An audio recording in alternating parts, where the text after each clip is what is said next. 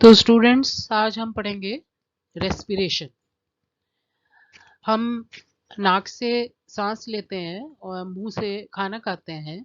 इन दोनों का हमारी बॉडी में क्या रोल है, ये अब आपको समझ में आ जाएगा। ऑक्सीजन क्यों लेते हैं, किस काम आती है, ये अपनी बॉडी में कि हम पढ़ेंगे आज।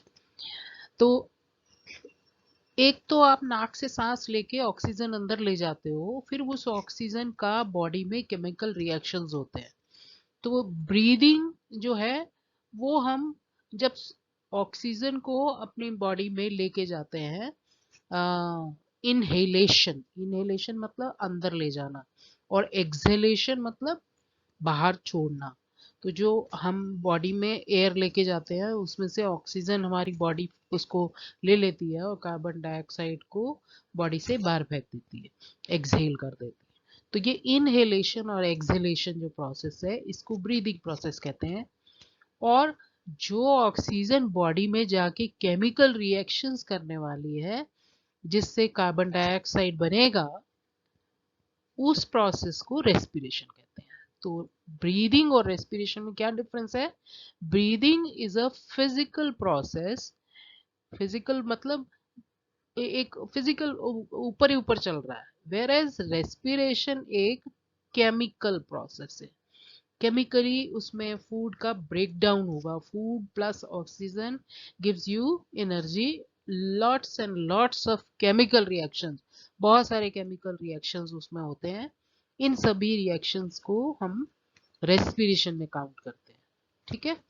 तो अब हम पढ़ेंगे इसको। कई बार एक्सटर्नल रेस्पिरेशन भी कह देते हैं ब्रीदिंग को, और इसको सेलुलर रेस्पिरेशन, इंटरनल रेस्पिरेशन भी कह देते हैं। तो आज हम पढ़ेंगे इसके बारे में। पहले हम पढ़ लेते हैं कि ये ब्रीदिंग के लिए हमारे पास क्या डिवाइस है। ब्रीदिंग के लिए गैस एक्सचेंज, यानी दो प्रोसेस होंगे। पहले होगा गैस एक्सचेंज।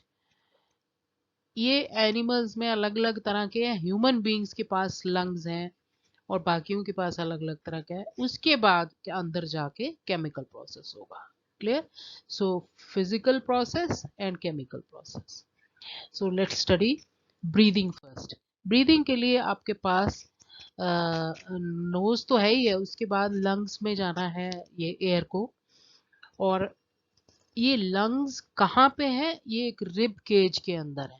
ये जो रिब केज आपको दिख रहा है, रिब रिब केज का मतलब पिंजरा। ये जो हड्डियों का एक पिंजरा है, ये बीच में एक स्टर्नम कार्टिलेज है। इस पिंजरे के अंदर ये लंग्स सिचुएटेड होते हैं।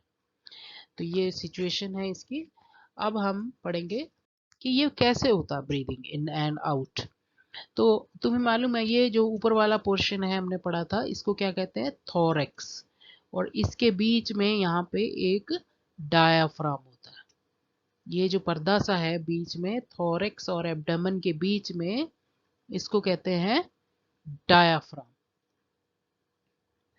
तो जब हम ब्रीद इन करेंगे, जब हम सांस को अंदर लेंगे, इनहेलेशन करेंगे, तो क्या होगा? जो तुम्हारे ये है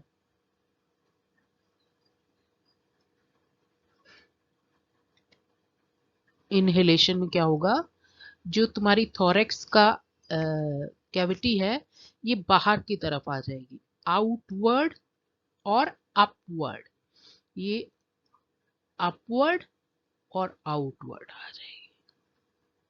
क्लियर? तो अब सांस लेके देखो, तुम खुद ही सांस लेके जब देखोगे तो तुम्हें समझ में आ जाएगा। तुम्हारी चेस्ट जो है ऊपर की तरफ आ रही है। क्लियर? ये तुम्हारा रिब केज है। इसके बीच में, इन रिब्स के बीच में there are muscles which are called intercostal muscles. Intercostal muscles जो है ये इस प्रोसेस में हेल्प करती है, इस ब्रीदिंग इनमें। ये इन है और ये आउट। ये वाला जो ये वाला जो पोजीशन है ये आउट पोजीशन है। क्लियर? अब जब इन होगा इन होगा तो ये डायाफ्राम भी नीचे की तरफ आ जाएगा, डायाफ्राम मसल्स भी नीचे की तरफ हो जाए कर देंगे इसको, तो ये भी स्पेस बन गया। क्लियर? जब ये डायाफ्राम नीचे इन इन जब हो रहा है इनहेलेशन तो मैंने डॉटेड बनाया, और एक्सहेलेशन में मैंने डार्क बनाया।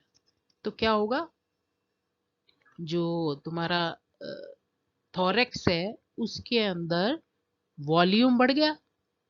जब वॉल्यूम बढ़ गया तो क्या होगा, एयर प्रेशर फॉल हो जाएगा। So volume increases, pressure falls. जब प्रेशर फॉल होता है तो क्या होता है, एयर विल रश इन। अब गैस जो है बाहर अंदर की तरफ भागेगी। तो ये जो गैस है वो अंदर की तरफ आ गई, एटमॉस्फेरिक एयर जो अंदर की तरफ आ गई, और फिर वो गैस एक्सचेंज होगा। हाँ, हम कह देते हैं जनरल भाषा में कह देते हैं, हम एयर में ऑक्सीजन अंदर ले जाते हैं और कार्बन डाइऑक्साइड बाहर छोड़ देते हैं। हम एयर अंदर ले जाते हैं, एयर जो अंदर ले गई उसमें से ऑक्सीजन को फिल्टर करने के लिए हमारे पास हीमोग्लोबिन है, तो पिगमेंट हमारी हेल्प करती है उसको ऑक्सीजन को लेने में, और बॉडी से कार्बन डाइऑक्साइड जो आई होती है वो हम बाहर फेंक देते हैं। तो ये जो प्रोसेस है इसकी डिटेल्स इस स्लाइड में अब आपको दिखेंगी।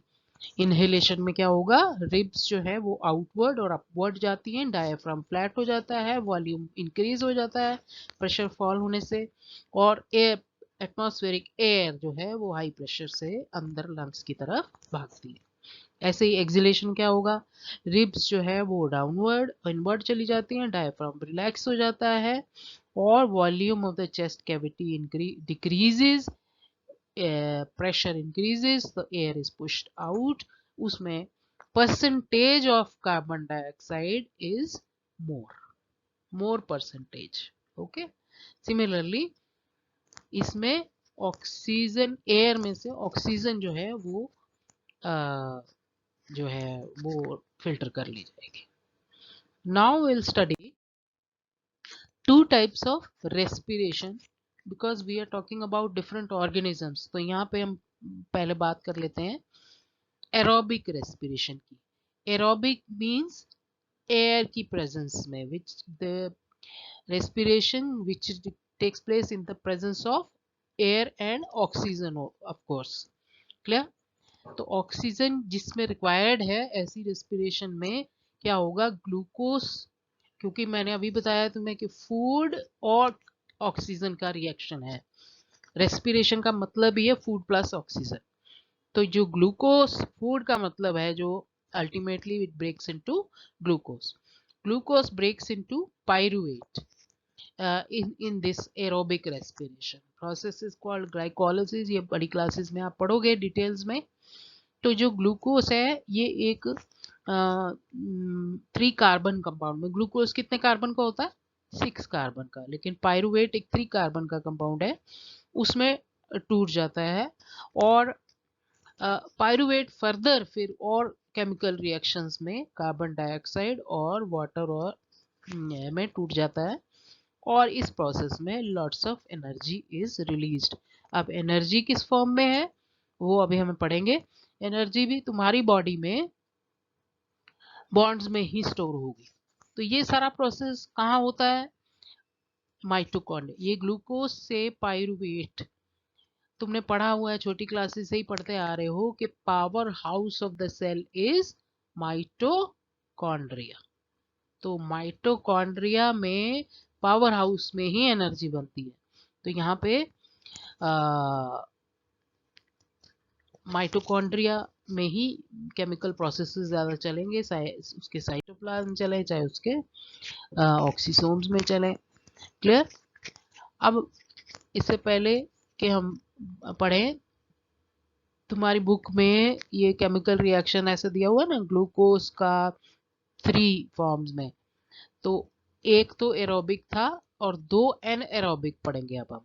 ये जो 2 एनएरोबिक वाले हैं ये अब हम पढ़ते हैं। पहला है यीस्ट सेल में।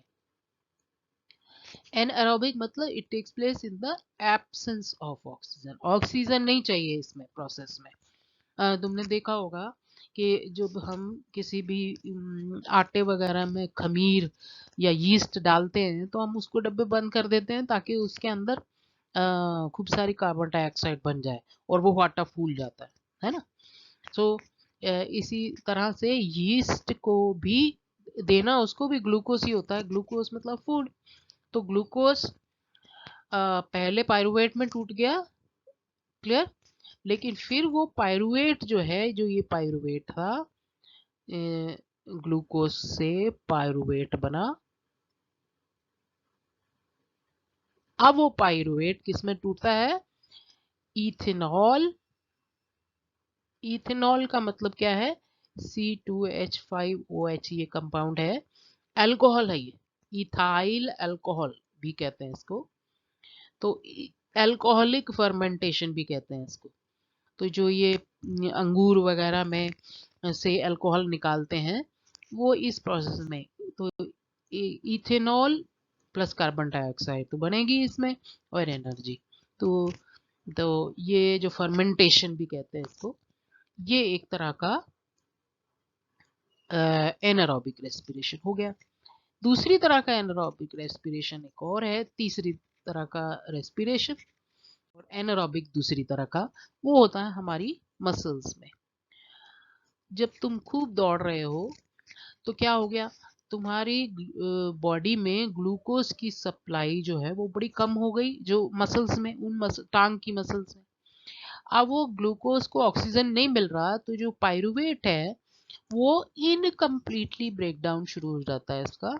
पायरुवेट एक कंपाउंड में टूटता है जिसको कहते हैं लैक्टिक एसिड।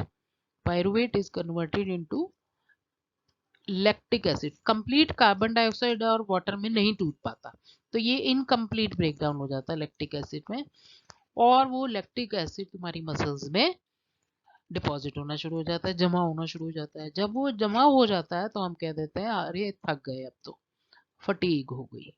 फटीग मतलब GUE, फटीग का मतलब थकान हो गई। सो जब तुम थक जाते हो तो एक जगह बैठ जाते हो, थोड़ी देर बाद वो लैक्टिक एसिड वहां से ट्रांसपोर्ट हो जाता है, और जब ट्रांसपोर्ट हो जाता है और तुम्हें थोड़ा रिलैक्स लगता है, और फिर तुम उठ के फिर काम करना शुरू कर देते हो। तो ये जो incomplete breakdown of lactic acid होता है, ग्लूकोज होता है इनटू लैक्टिक एसिड, ये भी हमारी बॉडी में ही हो रहा है, हमारी मसल्स में हो रहा है, और इसमें एनर्जी तो मिलती है लेकिन कम एनर्जी मिलती है, इसलिए फटीग आ जाती है, क्लियर। तो अब एनर्जी किस फॉर्म में बनती है? ये जो एनर्जी है बॉन्ड्स की फॉर्म में है। ATP, adenosine triphosphate. फॉस्फेट का मतलब PO4। ये 3 फॉस्फेट लगे हुए हैं एडिनोसिन एक केमिकल कंपाउंड को। जब ये बॉन्ड बनता है, ये बॉन्ड बना ADP, ये 2 जब है तो कहते हैं डाइफॉस्फेट, 3 जब लगे हों तो उसको कहते हैं ट्राइफॉस्फेट। 3 फॉस्फेट लगे हैं तो ट्राइफॉस्फेट। तो ADP से ATP बनता रहता है, और ATP से जब जरूरत हो तो वो बॉन्ड टूट जाता है। जब बॉन्ड टूट जाता है तो एनर्जी बन जाती है, एनर्जी रिलीज हो जाती है, वो एनर्जी हमारी बॉडी में काम आ जाती है। और जब हम खाना खा के अपना ये ग्लाइकोलिस, ये जो एनर्जी केमिकल प्रोसेस चल रहे हैं, तो ADP से ATP बन जाता है। तो ये बनना और टूटना ये लगातार हमारी बॉडी में ADP से ATP, ATP से ADP चलता रहता है, और हमें एनर्जी मिलती रहती है, और हमारा काम होता रहता है। तो ये प्रोसेसेस जो हैं वो 3 एरोबिक और एनारोबिक रेस्पिरेशन के आपने एग्जाम में कई बार देखे होंगे, पूछे पूछे जाते हैं, तो ये तो आपको डिटेल में समझ में आ गया होगा। अब दोनों में डिफरेंस क्या है ये एक चार्ट बना दिया है। ये एब्सेंस में, ऑक्सीजन की एब्सेंस में, ये प्रेजेंस में। इसमें ग्लूकोज का कंप्लीट ब्रेकडाउन हो जाता है कार्बन डाइऑक्साइड और वाटर में। इसमें इनकम्प्लीटली ब्रेकडाउन है क्योंकि इथेनॉल और लैक्टिक एसिड जो अधूरे कंपाउंड बनते हैं, बाद में चाहे वो टूट जाएं, लेकिन एनारोबिक रेस्पिरेशन में ये 2 कंपाउंड बनते हैं। और इसमें नेचुरली क्योंकि complete breakdown of the glucose molecule हो रहा है तो एनर्जी ज्यादा बनेगी, इसमें कम बनेगी। तो ये जो है माइटोकॉन्ड्रिया और साइटोसोल दोनों में होता है, ये सिर्फ साइटोसोल में होता है। अब हम पढ़ेंगे कि हमारा जो रेस्पिरेटरी सिस्टम है वो कैसे, क्या क्या है उसमें। तो जो रेस्पिरेटरी सिस्टम है वो स्टार्ट होता है नॉस्ट्रिल से। ये जो नाक है तुम्हारा, नॉस्ट्रिल कहते हैं इसको, जो दो कैविटीज हैं उन उन नेजल कैविटीज से ये स्टार्ट होता है। नाक के अंदर there are hair and there is mucus. ये दोनों का क्या काम होगा। हेयर जो है उनका काम फिल्टर है, ये एक तरह के हेयर का काम है फिल्टर करना। जो भी डस्ट वस्ट है, जो कोई भी तुम्हारे नाक में घुसने की कोशिश करता है, वायरस, बैक्टीरिया, डस्ट, तो तुम स्नीज कर देते हो, छींक देते हो, ये उसको बॉडी से बाहर फेंक देते हो। ये पहला मैकेनिज्म ऑफ डिफेंस हो जाता है तुम्हारा। दूसरा म्यूकस है, वो चिपक जाए, जो भी डस्ट फस्ट है वो नाक के अंदर इस म्यूकस से चिपक जाए ताकि तुम्हारी बॉडी में वो ना घुस पाए। तो ये नॉस्ट्रिल्स से जब हवा अंदर जा रही है वो थोड़ी सी तो फिल्टर होके जा रही है यहाँ पे। उसके बाद आ गया तुम्हारा ये वाला एरिया जो जिसको हम पहले भी पढ़ चुके हैं, फेरिंग्स। नाक और गला जहां मिलता है that is called the pharynx. यहाँ पे एक ढक्कन सा लगा हुआ, इपीग्लॉटिस। इस इपीग्लॉटिस का function is to protect the air passage from. इसके बिल्कुल पीछे ही हमारा जो फूड पाइप है, ट्रेकिया पढ़ा था हमने, सॉरी एसोफेगस। तो इसके पीछे ही फूड पाइप है। आप कई बार तुम बात कर रहे होते हो तो तुम्हें वो लग जाता है ना, उथू जिसको कहते हैं, खाना जो है वो विंड पाइप में चला जाता है। तो ये जो फ्लैप सा है एपिग्लॉटिस, ये इसको प्रिवेंट करता है कि जब तुम खाना खाओ विंड पाइप में या जो ट्रैकिया है उसके अंदर खाना ना चला जाए। तो ये जो फ्लैप है epiglottis prevent the entry of food in trachea. तो कई बार बात करो तो गड़बड़ हो जाती है, इसलिए खाना खाते हुए बात नहीं करनी चाहिए। तो ये हो गया इपिग्लॉटिस का फंक्शन। कई बार एग्जाम में एग्जामिनर्स पूछ लेते हैं। Clear. So to protect the food from entering the trachea, ये एक flap cover over the trachea है। अब ये जो ट्रैकिया है, नेक्स्ट ऑर्गन इज, यहाँ पे ये सारा ट्रैकिया है। ये जो ट्रैकिया है इसके ऊपर इस तरह के एक कार्टिलेजनस रिंग्स लगे हुए हैं, कार्टिलेजनस सी शेप के, इस तरह के सी शेप के कार्टिलेजनस रिंग्स हैं। क्यों, ये एग्जामिनर्स का फेवरेट क्वेश्चन है कि ये इसके ऊपर रिंग्स क्यों है। रिंग्स का, ये कार्टिलेज एक फ्लेक्सिबल सी चीज है, इसके ऊपर थोड़ी थोड़ी देर बाद रिंग्स जो लगाने का मकसद ये है टू प्रिवेंट कोलैप्स। ये इसका पिचक जाना प्रिवेंट करता है। अगर ये कार्टिलेजनस कवर्स ना होते तो अगर इसमें कम सांस होता, कम ऑक्सीजन होती तो ये पिचक जाता, और पिचक जाता तो अब तो मर गए थे। तो इसलिए इसके ऊपर ये कार्टिलेजनस रिंग्स लगे हुए हैं ताकि इसमें कम एयर भी हो तो भी ये पिचके ना। ठीक है। तो ये ट्रैकिया जो है पूरा कार्टिलेजनस रिंग से कवर है। ये भी एक नंबर का क्वेश्चन एग्जामिनर्स पूछते हैं। क्लियर। तो अब जो है ट्रैकिया, एक और चीज दिख रही है तुम्हें ऊपर, वो है तुम्हारा साउंड बॉक्स, ये लेरिंग्स। ये जो लेरिंग्स है, साउंड बॉक्स कहते हैं इसको। इसका क्या फंक्शन है, तो ये तो तुम्हें मालूम ही है कि इसके अंदर वोकल कॉर्ड्स, कॉर्ड मतलब धागे, जैसे उसमें होते हैं ना वायलिन में कॉर्ड होता है, उसको स्ट्रिंग को बजाते हैं, ऐसे ही तुम्हारे इसमें भी वोकल कॉर्ड्स हैं। वोकल कॉर्ड्स जो है वो तुम्हारी वॉइस, आवाज निकालने में हेल्प करते हैं। तो ये जो बॉयज है उनमें थोड़ी सी ऐसे बाहर की तरफ उभर जाता है क्योंकि उनकी आवाज की पिच थोड़ी थोड़ी अलग होती है, तो ये थोड़ा बढ़ जाता है। अब जो है एयर जो है वो यहाँ से ट्रेकिया से होते हुए दोनों लंग्स में जाएगी। तो ये जो दोनों लंग्स में जब जाती है तो ये जो दो पाइप्स हैं इनको कहते हैं ब्रोंकस। इनको क्या कहते हैं, ब्रोंकस। क्लियर। दो डिवाइड हो गए ना जो, उनको ब्रोंकस कहते हैं। यहाँ से ऐसे दिख रहा है। और ब्रोंकस फर्दर जाके अंदर डिवाइड कर जाती है ब्रोंकियोल्स में। ब्रोंकियोल्स ये जो अंदर जाके बहुत सारी ब्रांचेस में डिवाइड हो जाते हैं, that is they are called bronchioles. Bronchioles ultimately अंदर जाके एक बलून जैसे स्ट्रक्चर्स में ओपन होते हैं, which are called alveoli. Balloon जैसे स्ट्रक्चर्स आर कॉल्ड एल्वियोलाई। अभी हम इनकी डिटेल्स देखेंगे। ये नीचे जो दिख रहा है तुम्हें, ये डायफ्राम, वही जो हमारा थोरेक्स और एब्डोमेन को पार्टीशन है, पर्दा है। यहाँ पे थोड़ा सा ये वाले लंग में यहाँ पे एक नॉच सी दिखती है, ऐसे ये थोड़ा सा इस तरीके से ये वाला लंग थोड़ा सा छोटा है, क्योंकि यहाँ पे सिचुएटेड हार्ट होता है। क्लियर? तो अब हम पढ़ेंगे ये एल्वियोलाई के बारे में। ये जो एल्वियोलाई हैं, ये दिख रहा है तुम्हें, एक एक बैलून जैसे स्ट्रक्चर्स हैं इस लंग्स के। पहला पर्पस ये है, अगर एक कागज को तुम क्रम्पल कर लो, अपनी मुट्ठी में एक कागज को पूरा एकदम क्रम्पल करके कर लो, तो और फिर उस अगर उसको फैलाओगे तो वो पूरा पेपर बन गया, ठीक है ना। अगर उसको क्रम्पल कर लो तो वो एक छोटी सी मुट्ठी में आ जाता है। तो ये इसी तरीके से ये जो एल्वियोलाई हैं, इनका मकसद क्या है? सरफेस एरिया को बढ़ाना। जितना ज्यादा सरफेस एरिया होगा उतनी गैस एक्सचेंज ज्यादा होगी। हर एनिमल में कोई ना कोई डिवाइस, कोई ना कोई लंग्स या लंग्स की तरह कुछ गिल्स जैसे होते हैं, उनमें सरफेस एरिया बढ़ाने का मैकेनिज्म होगा।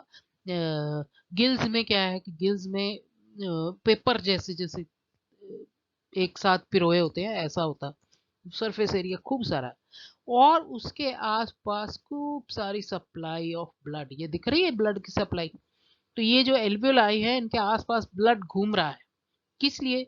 ये आपको मालूम है, ऑक्सीजन को लेने के लिए। तो लंग्स से ब्लड ही लेके जाएगा। हमारा ट्रांसपोर्टर कौन है? ट्रांसपोर्टर तो ब्लड ही है। तो ट्रांसपोर्टर वेट कर रहा है कि हम ऑक्सीजन को यहाँ से एल्वियोलाई से लेके जाएं। तो यहाँ एल्वियोलाई में ब्लड को ऑक्सीजन तो मिल जाएगी, बदले में कार्बन डाइऑक्साइड छोड़ जाएगा वो ब्लड। अब क्यों क्यों छोड़ जाएगा, ये भी पढ़ लेते हैं हम। ये है ब्लड, ठीक है। इस ब्लड के अंदर ये एल्वियोलाई है, यहाँ पे एयर आई, ठीक है। यहाँ ब्लड में इस एयर में से ऑक्सीजन चली गई, और बदले में कार्बन डाइऑक्साइड यहाँ से यहाँ आ गई। क्यों आ गई? वजह, जो एयर आई है, एल्वियोलाई में एयर आई है, उसमें प्रेशर, जो ऑक्सीजन का पार्शियल प्रेशर है, वो हाई है। इसमें ऑक्सीजन ज्यादा, इस ये जो ब्लड सारी बॉडी से घूम के आया है, इसमें ऑक्सीजन का प्रेशर कम है। इधर ऑक्सीजन लिखना चाहिए था, यहाँ नहीं, ठीक है ना। तो प्रेशर का यहाँ ज्यादा होने की वजह से और यहाँ कम होने की वजह से ऑक्सीजन यहाँ से यहाँ डिफ्यूज हो जाएगी, डिफ्यूजन। क्लियर? प्रोसेस का नाम क्या है? डिफ्यूजन। सिंपल डिफ्यूजन से। डिफ्यूजन कहाँ होता है? जहाँ हाई किसी चीज की कंसेंट्रेशन हो, उससे लो की तरफ। तो ऑक्सीजन यहाँ से यहाँ चली गई। सिमिलरली जो सारी बॉडी से ब्लड आया, उसमें कार्बन डाइऑक्साइड का प्रेशर हाई है, इस एयर के मुकाबले। एयर में कितनी होती है? 0.03। तो कार्बन डाइऑक्साइड यहाँ से यहाँ चली जाएगी, सिंपल। तो अब ये ऑक्सीजन लेन देन हो गया, ऑक्सीजन और कार्बन डाइऑक्साइड का। अब ये ऑक्सीजन कहाँ जाएगी? ऑक्सीजन जाएगी सारी बॉडी में। बॉडी बॉडी में पहुंच के क्या होगा? वहां भी लेन देन हो जाएगा। सपोज करो ये बॉडी के टिश्यूज हैं, कि कोई भी बॉडी के टिश्यू, कोई भी सेल्स है, ये ब्लड यहाँ से लंग्स से यहाँ पे पहुंच गया, ऑक्सीजन। अब ये जो टिश्यू है, ये तो अपनी ऑक्सीजन खपा चुका है, माइटोकॉन्ड्रिया में यूज कर चुका है। तो ऑक्सीजन इसके पास कम है, इस सेल के पास। तो ऑक्सीजन यहाँ से यहाँ चली जाएगी, क्योंकि यहाँ प्रेशर कम है, और यहाँ कार्बन डाइऑक्साइड बनी हुई है वेस्ट। और यहाँ पे ये जो ब्लड आया है, इसमें अभी कार्बन डाइऑक्साइड कम है, तो यहाँ से यहाँ, तो टिश्यूज में क्या होगा, ऑक्सीजन दे दी जाएगी, कार्बन डाइऑक्साइड ले ली जाएगी। ओके, और यहाँ क्या होगा, ऑक्सीजन ब्लड में आ जाएगी और कार्बन डाइऑक्साइड एल्वियोलाई में चली जाएगी। तो इस तरीके से दोनों जगह पे एक्सचेंज चलेगा। तो ये है हमारा रेस्पिरेशन का पूरा प्रोसेस। ठीक है, तो ह्यूमन बीइंग्स में ये उसकी समरी जो भी हमने पढ़ा, ये नाक से चली गई और फिर तुम्हारे ट्रेकिया में पहुंची, ट्रेकिया में कार्टिलेजनस रिंग्स हैं और एल्वियोलाई में पहुंच गई, फिर जो भी हमने पूरा पढ़ा है ये सारा उसमें आपको दिख रहा है। हाँ, एक और बात, लंग्स में ये नहीं है कि भाई जैसे ही ऑक्सीजन आई या हमने सांस अंदर लिया, ये लंग्स के एल्वोलाई में ऑक्सीजन गई और जब हमने सांस छोड़ा तो यहाँ कुछ नहीं बचा, कुछ ना कुछ एयर यहाँ पे हमेशा रहती है, तो वो उसको कहते हैं रेजिडुअल वॉल्यूम। तो रेजिडुअल वॉल्यूम हमेशा लंग्स में कुछ ना कुछ पड़ी रहती है, तो एक्सचेंज यहाँ पे चलता रहेगा, हमारा ब्रीदिंग अलग है और एल्वियोलाई में काम चलता रहता है। क्लियर। अब बात करेंगे हम एक बहुत इंपॉर्टेंट चीज की, वो है रेस्पिरेटरी पिगमेंट। रेस्पिरेटरी पिगमेंट हमारी बॉडी में है हीमोग्लोबिन, कई एनिमल्स में कई तरह की पिगमेंट्स हैं, लेकिन हमारे पास रेड कलर की पिगमेंट है विच इज कॉल्ड हीमोग्लोबिन। और वो रेड कलर की पिगमेंट किसके अंदर होती है, तुम्हारे आरबीसी, रेड ब्लड कॉर्पसल्स में होती है। ये डंबल शेप के होते हैं, सामने से तो ऐसे दिखते हैं लेकिन साइड से इस तरह के होते हैं। तो इनके अंदर ये हीमोग्लोबिन होती है और ये हीमोग्लोबिन ही है जो एल्वियोलाइस, ये हमने पढ़ा ना अभी कि यहाँ से ऑक्सीजन जो है वो यहाँ पे आ गई क्योंकि यहाँ प्रेशर वो है, और यहाँ पे जो हीमोग्लोबिन है उसके जो ऑक्सीजन के लिए प्यार है ना, ऑक्सीजन के लिए हीमोग्लोबिन की एफिनिटी वो बहुत ज्यादा है। जहां कहीं ज्यादा ऑक्सीजन होगी, हीमोग्लोबिन ऑक्सी हीमोग्लोबिन में बदल जाएगा, और जहां कहीं ऑक्सीजन कम होगी, ऑक्सी हीमोग्लोबिन हीमोग्लोबिन में टूट जाएगा। समझ में आया। तो ये ऑक्सीजन के लिए बड़ा प्यार रखता है, ऑक्सी हीमोग्लोबिन बन जाता है जब ऑक्सीजन मिलती है, और नहीं तो फिर ये टूट जाता है। ऑक्सीजन प्लस हीमोग्लोबिन, तो कहाँ पे टूटता होगा और कहाँ पे बनता होगा ये आपको समझ में आ गया। टिश्यूज में जाके ये टूट जाता है जहाँ पे ऑक्सीजन है नहीं, और जहाँ लंग्स में आके ये बन जाता है। क्लियर। तो ये ऑक्सीजन ट्रांसपोर्ट कैसे होती है ये आप लोगों को समझ में आया। ऑक्सीजन हीमोग्लोबिन, थोड़ी सी तो हीमोग्लोबिन के अलावा भी पड़ी रहती है, जो प्लाज्मा होता है ना ब्लड का, ब्लड जो है उसमें आरबीसी तो है ही है, इसके अलावा भी कई कुछ है, तो जो प्लाज्मा है उसमें भी कुछ घुली रहती है। सिमिलरली कार्बन डाइऑक्साइड भी उसके अंदर घुल के जाती है, और ऐसे कार्बन डाइऑक्साइड के साथ भी हीमोग्लोबिन की टेंडेंसी होती है कार्बामीनो हीमोग्लोबिन बनाने की। और एक और तरीका है कार्बन डाइऑक्साइड ट्रांसपोर्ट होती है एज बाई कार्बोनेट आयंस। तो कार्बन डाइऑक्साइड तीन तरीके से, डिजोल्व्ड कार्बन डाइऑक्साइड, कार्बामीनो हीमोग्लोबिन और HCO3, ये तीन तरीके से ट्रांसपोर्ट होती है। तो ये हो गई किस तरीके से ट्रांसपोर्टेशन हो रही है। अब बाकी एनिमल्स में जैसे मैंने अभी कहा, फिश के पास गिल्स होते हैं, गिल्स गिल्स स्लिट्स तुमने देखी होंगी, वो वहां से पानी निकलता जाता है और उसमें से पानी में से ऑक्सीजन फिल्टर होती रहती है। गिल्स जो होते हैं जैसे ब्लेड पिरोए होते हैं, एक धागे में ब्लेड्स पिरो दो इस तरीके से कई, और उनमें बहुत सारा सरफेस एरिया और उसके आसपास खूब सारा ये कैपिलरीज में ब्लड घूम रहा होता है, उसका काम ही है उस ऑक्सीजन को ले जाना। तो ये तुम्हारे फिश के गिल्स तुम कई बार देखना, वो मुंह खोलती है और पीछे गिल्स से इस तरीके से उसका रिमूव होती रहती है बची हुई एयर। क्लियर। तो सबका जो भी ये है सरफेस एरिया उस जिस भी ऑर्गन का काम है ऑक्सीजन लेना, वहां पे तुम्हें सरफेस एरिया खूब सारा मिलेगा। क्लियर? प्लांट्स में भी रेस्पिरेशन होती है, तो हमने अभी पहले पढ़ा था फोटोसिंथेसिस। तो सिमिलरली प्लांट्स में रेस्पिरेशन के लिए, गैस एक्सचेंज के लिए, रेस्पिरेशन तो इंटरनल प्रोसेस हो गया, हमने पढ़ लिया अभी। गैस एक्सचेंज के लिए स्टोमेटा होते हैं, और उसके नीचे जो पेलिसेड टिश्यू के नीचे स्पॉन्जी टिश्यू था, वहां पे वो एयर स्पेसिस है, उसमें वो गैस चली जाती है। क्लियर? और अंदर जाके बिल्कुल इस तरीके से जैसे एनिमल्स में होता है, वैसे ही उनमें, प्लांट्स में भी कार्बन डाइऑक्साइड और ऑक्सीजन बनती है, रेस्पिरेशन प्रोसेस बिल्कुल वैसे ही चलता रहता है, केमिकल प्रोसेस वैसा ही। और प्लांट्स में जो रेस्पिरेशन में ऑक्सीजन यूज होती है, कार्बन डाइऑक्साइड रिलीज होती है, वो कार्बन डाइऑक्साइड प्लांट्स पे काम आ जाती है फोटोसिंथेसिस में। अगर आपको वीडियो अच्छा लगा तो सब्सक्राइब करो, और ऐसे वीडियोस मैं और भी डालती रहूंगी। और अपने फ्रेंड्स के साथ इसको ज़रूर शेयर करो, ताकि ज़्यादा से ज़्यादा लोगों तक ये वीडियो पहुंचे। Thank you very much.